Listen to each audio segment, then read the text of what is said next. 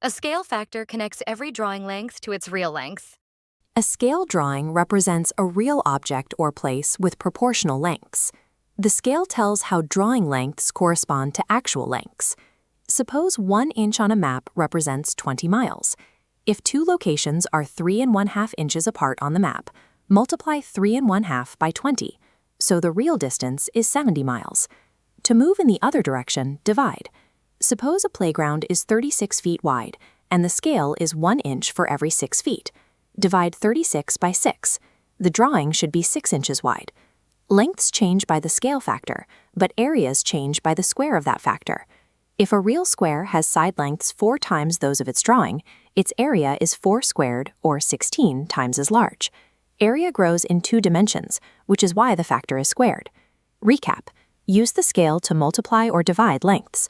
For area, square the length scale factor. Waddle squares the length factor when comparing areas.